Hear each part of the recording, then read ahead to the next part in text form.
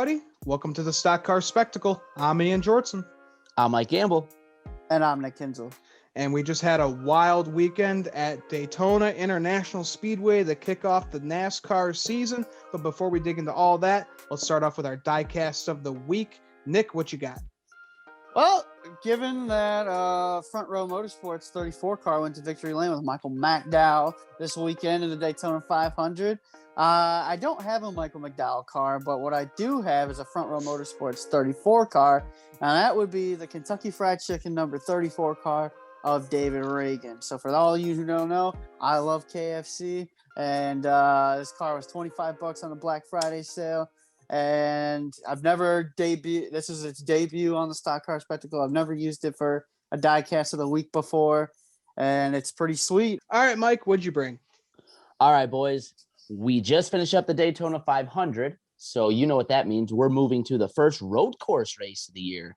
And if you guys have lived under a rock for the last couple of years, we know there's a new road course ringer in NASCAR. He's last year's Cup Series champion. But I'm going to throw it back to his very first race win in NASCAR and his very first race win diecast. So we're going to go with the number 9 Sun Energy Chase Elliott Watkins Glen race winner.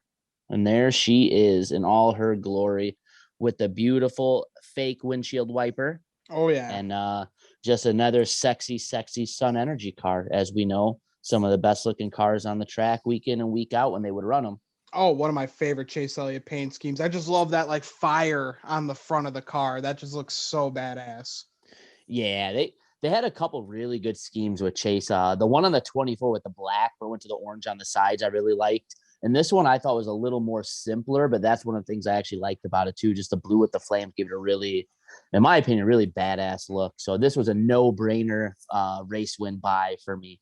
Oh, definitely. Yeah. And, Patrick, he only started getting back into NASCAR last year or so. So he's been looking on eBay for Chase Elliott's first win. And I tried helping him. And, man, those are $400, $300. It's just absolutely ridiculous. Oh my God. Dude, that's me with the Blaney Pocono win. I don't know why, but for whatever reason, I didn't buy it. I didn't pull the trigger when he won.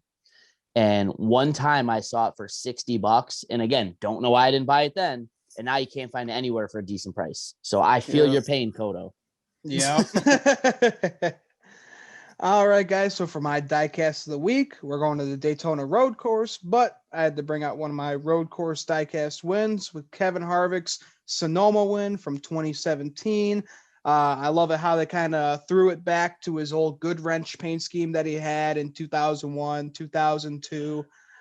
Just nice and simple, and obviously you got to love the tire rub on the side of the car. Confetti kind of ruins the race win diecast for me, but still a cool win. His first and only win from Sonoma Raceway. You don't like the confetti? I am honestly not a big fan of confetti on the race win die. I don't like it when it's just overpowering where you can't even see the hood sponsor. Yeah, there's a couple Chase ones like that I got where it's a little bit much, but I don't know. I always liked it, but yeah, that's an awesome car, man. That's to me, the original Good Wrench 29 that he ran, I thought was still one of his best paint schemes of all time. So to see him throw it back to that, really great looking race win car, in my opinion. Oh, definitely. And I got another little special diecast. I got a custom Noah Gragson Cup Series car for when he made his attempt at the Daytona 500. I found this on eBay. Someone was making a custom of them. Got it for $28. I mean, it was worth it. Oh man, for a little 164. Holy crap. That looks great. For a custom though, yeah, and it looks absolutely perfect. You got Gragson there on the windshield banner, and it just looks really, really nice. Listen, that's a drop in the bucket for Noah G's number 1 fan. What are we talking about? Ian had to have it. We all know. Yeah, right. All right, guys, and make sure to check out our merch on Spreadshirt. You can get hats and shirts just like this, along with backpack stickers, all designed by our guy, Dalton Good. So make sure to check out our merch on Spreadshirt.com. The link will be below. And guys, another cool thing that happened this weekend, we had Jamie Little start announcing for the ARCA series. She's the first ever female to do play-by-play announcing for NASCAR events. So pretty cool that she was able to break that barrier. Yeah, I mean, really awesome to see. ARCA's been very inclusive with women in and around the sport the last couple of years. We're just a couple of years removed from, I think, what was it, Nick? 2 Chicagoland weekends ago where Yeah. Venturini 20 Motorsports, 2018, yeah. yeah, Venturini Motorsports had 3 women drivers between Tony Breidinger, Leilani Munter, and Natalie Decker, which I think is the first time that was ever happened too. Yep. So, yeah, pretty cool to see. And again, guys, it's Jamie Little. It's not like it's just a nobody off the street. Like, she knows her racing. She's been around NASCAR for a long time, and she's been around motorsports for a long time because she's covered Supercross quite a bit too. So, really cool to see somebody who's very, very deserving get the opportunity. Right. Absolutely. All right, guys. So now let's get into the Truck Series. Kicked off the weekends for us NASCAR fans, and we had a wreck right at the start of the race. Cars stalling right at the start-finish line, all stacking up together, and unfortunately ended James Buescher's day. His first race for the 2021 season. We know he had a couple races last year with Nice Motorsports, and he's had some luck at Daytona in the past, winning the Xfinity Series race. We know he's a truck champion, so that's just really unfortunate to see his day end like that. Oh, it's just really his career. After winning the truck championship, he was projected to take off, and then he just never did. He disappeared all up until last year when Nice Motorsports started putting guys in the car who haven't raced in a while. We saw Travis Pastrana behind the wheel last year. We saw Trevor Bayne back behind the wheel year, and then James Buescher as well. But yeah, I thought Trevor was going to be in the car this weekend because they said that they were going to put a veteran in at Daytona. Would have made a lot of sense, but they went with James Buescher, and look at where they got. Lap 0. Yep. That sucks, man. All right, and then we had the Canadian Raphael Lessard going on to win stage 1. We know that he won Talladega last year, so just showing Stop off. it. I know. I'm Stop sorry. it. I'm sorry, but just shows that he is becoming a Too soon, talented man. I'm sorry, boys. I'm sorry, but I got to report this stuff. But Raphael Lessard, he's really becoming a really good super speedway racer, collecting these playoff points. Yeah, absolutely. All right, and then Jon Hunter Nemechek, new driver for KBM. He goes on to win stage 2. So really good looking for KBM, selecting a good driver. He's had a bunch of wins in the Truck Series with his father's team. Didn't have the best luck in the Xfinity Series and the Cup Series, so he's come back down here, and he's proven that this kid's still got talent. Yeah, it's like I said in the season preview when it came to the trucks. This is one of those things where both parties need this to be a mutually beneficial relationship. Obviously, the woes of Kyle Busch Motorsports and the Truck Series the last 3-4 years have been pretty well documented. We all know how frustrated Kyle's been with their performance and his past drivers' performance, and we know the risk that Jon Hunter's taken to come down here and run the trucks after willingly leaving a cup seat, which is rather unheard of. So Yeah. he needs to win. He needs to, prove that this was the right move for his career. And Kyle Busch Motorsports could really use a guy like him that knows how to win and get that program back on track. Yeah, exactly. Because like you said, they have been hurting for years. So it's finally good to see that they have a good lineup, especially with the addition of Jon Hunter Nemechek. All right, guys. So then we had a big wreck with 6 to go on the backstretch. We had Timothy Peters. He tried to get in front of Drew Dollar there. Peters spun, collecting Tyler Ankrum, Hocevar, and Jon Hunter Nemechek. We just talked about him. He had a good race getting that second stage win, but really sucks to see for Timothy Peters because we know that he's a veteran in this truck series. Ran with Red Horse Racing, and then they shut down, and then he's just kind of been in limbo, kind of taking some part-time rides. So that sucks to see his race end there with 6 to go. If I'm not mistaken, I'm pretty sure I think Timothy Peters is going to be full-time this year, if I'm not mistaken. Is he? I think so. I think I remember reading that. I could be wrong, but because I remember reading it, I was like, Timothy Peters, he was done, but now he's back. So I actually think that is a full-time gig. I could be Okay. wrong though. That's good to hear. He definitely deserves it because when he was full time in the Truck Series, that guy was really, really good. All right, and then we had old Ben Rhodes getting the win at Daytona, opening the season with a win, locking himself into the playoffs, just beating Jordan Anderson, his second place finish in a row at Daytona. Just so close, but you got to give it to him. He's just so humble in his interviews. He's so happy that he's getting these second place finishes. Yeah, once again, it's not a win, but it's still a very triumphant success story for Jordan Anderson. Awesome to see. There's not a nicer, better guy in NASCAR than him. How hard he grinds just to get to where him and his small team that he's the team owner of to get to new heights, running the Xfinity Series this year too. Great to see. But even better for me that Ben Rhodes got the win. I was loving it. So especially after all the controversy last year, I saw all the sad, mad people on Twitter, just so you know, your tears were in my coffee Saturday morning. So, yeah, but good for Ben getting that win right off the bat for the 2021 season. Hopefully he has a really stellar season for you, Mikey.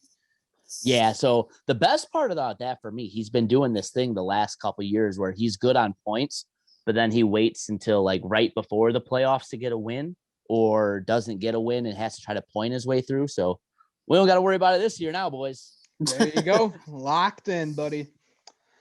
All right, guys. So then we had Corey Roper finishing third. He was fighting for the win there at the end with his old Chevy truck chassis that he had there. I think looks like it came from like 2014.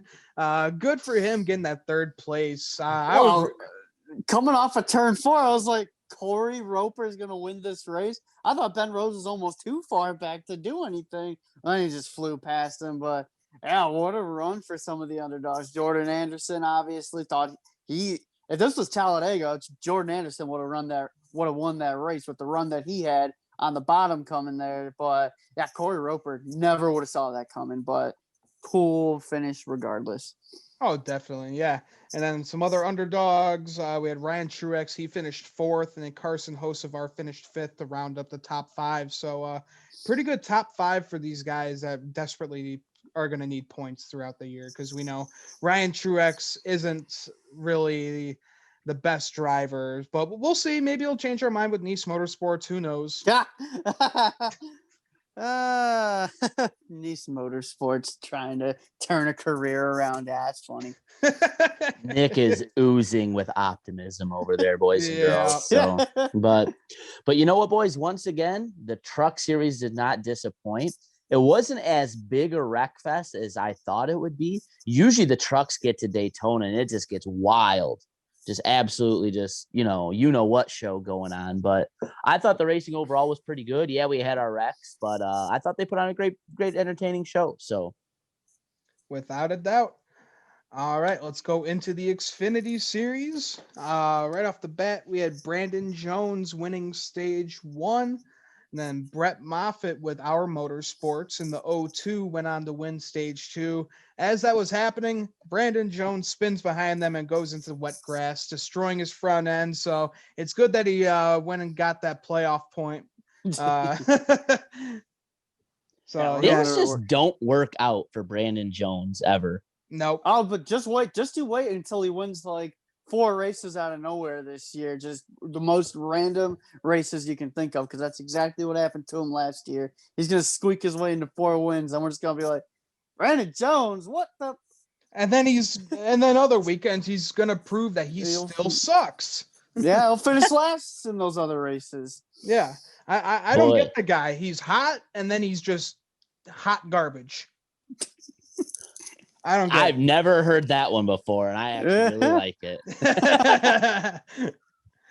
As cars were coming to green flag pit stops, Michael Annett got spun coming to pit road. A bunch of cars get collected, and then the 74 of Bailey Curry, my new best friend, goes full speed, slamming into the back end of Noah Gregson's car.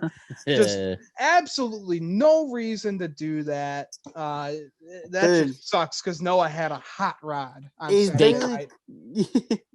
They clearly had the ARCA brakes on that Bailey Curry car. Yeah. Well, they have a Mike Harmon car. They probably have brakes from 2000 on that car. So. Yeah, no kidding. But it has brakes. Back to Michael Annett. That's another one of those guys. Steaming pile of hot garbage right there. Mm-hmm. Just had to say it.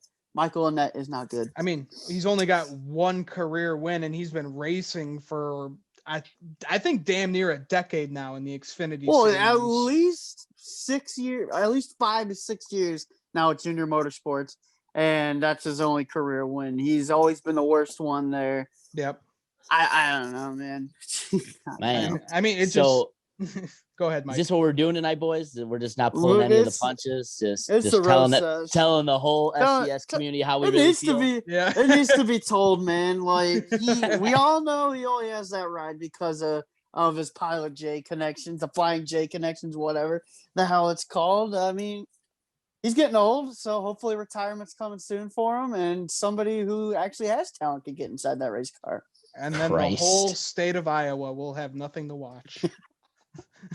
That was crazy. That was crazy when we went to Iowa that weekend, and that was the most Michael Annett fans. Literally, like 3/4 of the people there at Iowa Speedway were wearing Michael Annett, and I was like, "What the hell is going on?" Prior to that, I've seen some weird fans. I've seen some people rooting for some weird dudes. Like I once saw a kid wearing an Eric McClure Xfinity Series shirt, and I was like, Eric McClure, most random I've ever seen. But yeah, they make Iowa, that.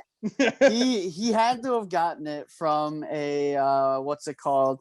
He had to gotten it from a team. It looked like a team issue pick for sure. Yeah. I saw that and I was like, all right, I knew I root for Trevor Bayne, and that's pretty random, but Eric McClure, and then going into Iowa, and 3/4 of Iowa was all Michael Annett. I'd never seen a Michael Annett fan before in my life. And now I can now say I've probably seen like 300 of them. Yep. Yep. So tough luck for Michael Annett there. And then we had Dillon. He tried to cut in front of your boy, Daniel Hemrick. Causes the big one with 16 to go. Just trying to do whatever he can to get up to the front. Yep. Don't get it. Just Daniel Hemrick, it doesn't matter what car he's in, he's just always going to run into bad luck, man. Someone's always going to wreck his ass. Well, he rallied for a top 10, but yeah, I don't know what Dillon was doing there. That's a teammate, and he screwed him. So I'm not surprised. I'm really not surprised. Ty forgot he was driving a Toyota. He's been driving a Chevy his whole freaking career. Yeah. I'm actually pretty surprised to see a bonehead move like that out of somebody like Dillon. You know, he's been driving for a long time, and say what you want, I think he's actually a little more talented a race car driver than the results have kind of proven for him in his NASCAR career. So to see him do something that kind of out there, I don't know if there was some kind of miscommunication where he thought that Hemrick was going to let him in or whatnot, but dude, that just did not work at all, and just very, very surprising to see, in my opinion.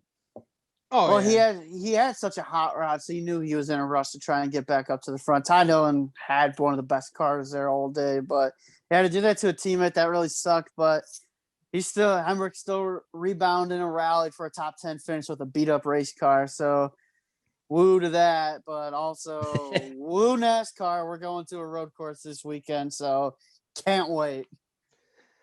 Yeah. And then we had Austin Cindric, the 2020 champion. He went on to hold off Harrison Burton and Brett Moffitt to get the win at Daytona. Season is starting great for the 2020 champ, boys. Also, too, the 22 Verizon Xfinity car was a million times better looking than his Cup ride. Oh, yeah, definitely. Absolutely. I mean, I liked his Cup ride, just the font was weird. The font was crap. Yeah. Yeah. Like, it didn't even look like the normal Penske font at all. No. Well, you don't ever see a Penske car with ending in anything but a 2 for the most part, other than going back to like Sam Hornish in the 77 and stuff like that. But even at that, like that was weird. So Yeah, right. but hey, champ doing champ things, coming Yeah. out, getting the season rolling. I think we all kind of knew that this was going to be a year where he's most likely going to be right back in the championship hunt. We all picked him to have a stellar year once again before moving up to Cup next year. So can't say I'm surprised. Yeah, title defense getting started off in the right way. He's going to be, and then we're going to another Austin Cindric playground this weekend. We're going to the road course. He won there last year, so he's got a really, that schedule plays into his hand a lot. So he's going to be interesting to watch all year. Oh yeah, that's for sure. All right, guys. So now let's get into the Cup Series Daytona 500. The Choo Choo Train 500. Yeah, the Choo Choo Train 500. Excuse me. The snooze Tona 500. Yeah. But in the duels, this really pissed me off. Well-known record Garrett Smithley tries to make his way into the Daytona 500, where he's probably going to finish 35th. Goes and tries to make a 3-wide move. Brad Keselowski doesn't see him at all. Keselowski gets turned and goes right into the 62 of Noah Gragson. Yeah. Noah had such a fast ride. He was smoking everyone else that he had to fight for that Daytona 500 spot. And then just comes up short because of that Garrett Smithley. I know you're going to be mad, but looking back at the replay, I don't think that's Garrett Smithley's fault. You could clearly see Keselowski comes up. They were both just going for a hole that wasn't there. So that was kind of both on them, but can't really knock Garrett Smithley. I mean, that was his only way to get into the Daytona 500. We knew it was going to happen. Yeah, it does suck for Noah Gragson because he was up front all night, but he just wasn't up front at the right time when all that went down. But yeah, disappointing to see. Ain't nothing like a Smithley though, huh? Yeah, nothing like a Gase and a Smithley, that's for sure. All right, and then we had Pitbull, Mr. Worldwide, Mr. 305. My brother. Michael Kinsel. He gave the command to start the engine, so that was pretty cool. NASCAR is getting more diverse with the crowd, so pretty cool to see a big star like Pitbull give the command. And then 14 laps into the 63rd running of the Daytona 500, the big one comes out, ending Matty D's day, along with Newman, Blaney, Tyler Reddick, Eric Almirola, Chase Briscoe, Kurt Busch, William Byron, Martin Truex Jr., Eric Jones, Alex Bowman, and Chris Buescher. Just nonsense. Did not need that kind of racing that early to wreck that many goddamn That cars. was my one. I was going to say I have one word for all of that, and that's why. 13 laps into this race, and we're trying to win the Daytona 500 on lap 13. That just never works out for anybody. And it really sucks. It sucks for Matty D because then we have the rain delay and he stays because they think they're going to be able to get that car fired back up. And then his caution clock time, damage clock time ran out. He sat down there for an additional 6 hours just to go right back home. That's what sucks the most there. But yeah, it's just inexcusable why we're racing for the win on lap 13 of a 200 lap race. I'll just say this though, too. It's probably pretty beneficial. We're waiting till the second week of the season to bring the gamblers picks back because 90% of my money would have been out on lap 14. Yeah. No kidding. Yeah, some really good super speedway racers were just taken out. My fantasy was screwed right there. Yep. Newman, Blaney, both involved, both very high up on my draft board. So I was rough, man. Yeah, that's for sure. All right, guys. Then we had Denny Hamlin. He went on to sweep both stages 1 and 2. Some good playoff points for Denny Hamlin to start off the season. And then probably around the final lap, all the cars decide to get out of the train that they were running for the entire final stage, basically leading up to a violent wreck with Michael McDowell pushing Keselowski, and Logano gave a really nasty block to him, which basically caused a gigantic wreck with half of the field involving Kyle Busch, Austin Cindric, Bubba Wallace, Brad Keselowski and Joey Logano, like I mentioned, Ryan Preece and Larson, Chastain and Custer were involved, and Keselowski's car was just, it looked like it was disintegrated when it hit that barrier. Yeah, it's one of those things where, sucks that it happened. Sucks that once again we're ending a Daytona 500 with super violent, potentially, injury-ridden kind of wreck. Luckily, everybody got up and walked away. But at the same time, though, it's hard to even blame Joey Logano because, he's trying to win the Daytona 500 too. So weird thing to happen. He always seems to be right in the middle of this stuff. So go figure. But at the same time, I do get it. And I just really hate it for Bubba. We just had his issue on pit road where he had to come back down for a vibration. Was one of, if not the fastest car on the racetrack. Hadn't finished, I think, 7th in stage 1 and then takes 3rd in stage 2. Was looking like an absolute hot rod that was going to be there for a top 5 or better come the end of the race. And just all last handful of laps is really unraveled for the 2311 team. All that I have to say about this race and about that ending is it was predictable. You saw that coming. Like, you can't wait until the last lap. If you're running in 6th or 7th place on the last lap of the Daytona 500, the way they were running, that single file train that they were running, you're not going to win the race. So I knew they were going to wait till the last lap. They were going to wait till the last lap because of the 15 car pileup we had on lap 15 that took out half the field. I think that's what affected this Daytona 500 and why they rode around single file. Guys just were not going to trust each other. But then you knew what was going to happen on the last lap. But the way that this package works, we've seen nasty wrecks after all these super speedway races. And it's not a knock on the package. I think this is the best super speedway package the Cup Series has had in a long time. It's just they choose to run this choo-choo train on the top lane of the track all the time, and then it's always going to cause carnage at the end. Like, everybody saw that coming, and why they waited to the last lap to make the move is beyond me. Like, you're not winning the Daytona 500 from 7th place in that choo-choo train. Yeah. And like you were kind of saying, like, we get a wreck on lap 14, a big one, and then everyone's scared shitless to, race like that for the rest of the race because someone's going to make a stupid move with 40 to go. And even then, that's kind of like just too soon to be racing stupid. Yeah, just to piggyback off what Nick said too, I was just very, very surprised, very just underwhelming kind of feeling watching the last handful of laps, just waiting for them to kind of pull out and try to make a move, and nobody does anything till the last lap, and then it's just desperation time. There were enough Chevys in that pack that I thought had they pulled out, they would have had a chance. Just like Denny said, you're not going to win from 5th on back making a last lap push. You got to start that push sooner. And just really disappointing to see it wasn't happening. Just seemed like everyone was pretty content just riding around where they were and finishing where they were, except for the first, the leading handful of cars. So, just not a super, super entertaining Daytona 500, especially after the rain delay, in my opinion. Right. I just think if we had more cars in the field, it would have been something different. You weren't going to see 30 cars running in a single file line the entire race. I think you would have seen people trying to get lanes going. Back to what you said about the Chevrolets, I'm super surprised. If Austin Dillon and Chase Elliott just pull out with maybe 5 laps to go, then you're going to generate enough energy to make a push up there. At least try something. Like, it's just so strange. It was just like these guys were so content to run 5th or 6th. And then on the last lap, like I said, we saw this coming, but it just kudos to the safety of NASCAR from where we've come the last 20 years, because we've seen these dangerous wrecks on the last lap of these super speedway events. And it's a damn shame that this one had to end like that, because this was, in my mind, this was not a good Daytona 500. Yeah, for sure.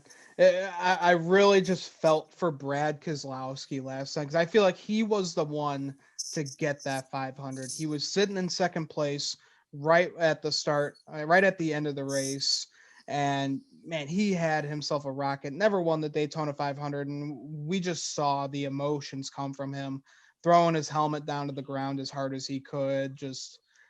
It's just such a gut-wrenching feeling that you're that close to the Daytona 500 and it just ends up like that. But hey, he actually finished like 13th from that wreck, because there was just goes to, there's nobody on the track. Yeah. But yeah, wild ending to a mediocre Daytona 500. I'll say that. And then not to knock Michael McDowell, like that's awesome. The trend continues. 2001 with Mikey, 2011 with Trevor, and now 2021 Michael McDowell. Michael McDowell is a great super speedway racer. Denny Hamlin said it on Twitter best. That was no fluke win right there. He was up front. He's usually up front at these races because he knows this is his best chance to win. And he was just right place, right time. He was there. So definitely congratulations to that 34 team on a well-deserved 500 win.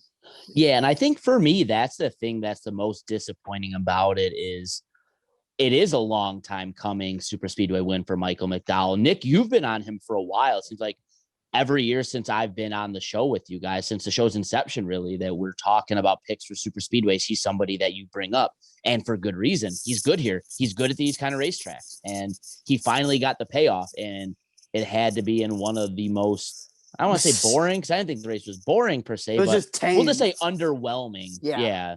Felt like the anticipation was there and you never really got the payoff for the anticipation. But again, kudos to Michael McDowell. Awesome to see him win the Daytona 500. He's locked into the playoffs first and foremost. So I don't know if they thought that was going to happen this year, but pretty cool. Yeah, good for Michael McDowell. So finally now when you search his name on Google or YouTube, you won't be seeing that Texas qualifying lap that he put on. You still will. But it won't be the only thing you'll see now. It won't be the only thing. Right. Well, he'll have that, the Daytona 500 win, and then wrecking Bubba in the All-Star race. And when he fought Daniel Suarez. Which was hilarious. Well, when he was the punching bag. Yeah, right. That Suarez congratulated him. He's like, super proud for you, amigo. And then everybody was just commenting the fight pictures. Like, friends close and your enemies closer, boys. Exactly. I don't think we heard anything from Bubba yet about congratulations. No comment. There we go. All right, guys. So that will do it for us at the Stock Car Spectacle. You boys got anything else to add before we end the show? Just want to say I'm excited to get going with the full Stock Car Spectacle this week. So for a multitude of reasons, the Gamblers picks didn't come out this week. And also, too, we're going to be back this next week after the road course with Kinzel's Classroom. There you go. Yes, sir. I was waiting for you to pick up on that cue, bud. Did not. So, yeah, which, again, I always say is our best show. I think we do our best work in the Kinzel's Classroom, so I'm super excited to have some good, fun content to talk about there. And right. Underwhelming Daytona 500 or not, racing's back, boys. And we have every reason to believe that the road course is going to be badass. I hope so. Oh, yeah, boys. All right, everybody. Thanks for tuning into the Stock Car Spectacle. Make sure to follow us on all social medias. Me, Nick, and Mike, we're on Twitter along with the Stock Car Spectacle account, so make sure to follow us there for all of our updates. Make sure to like this video, show some support, and comment below, and let us know what you thought of the Daytona 500. Make sure to subscribe to our YouTube channel so you get notifications when our videos come up. Make sure to check out our merch on Spreadshirt. The link will be below. Make sure to follow us on all podcast platforms. We're on Spotify, Anchor.fm, so make sure to check us out there. And make sure to check out Kodo's Mojo with myself, Adam Cornwell, and Patrick Kodo as we update you throughout sports every week.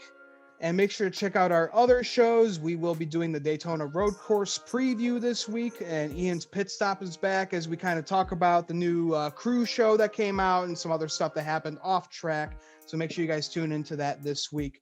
So for the Stock Car Spectacle, I'm Ian Jortson. I'm Mike Gamble. And I'm Nick Kinzel. Thanks for tuning in, everybody.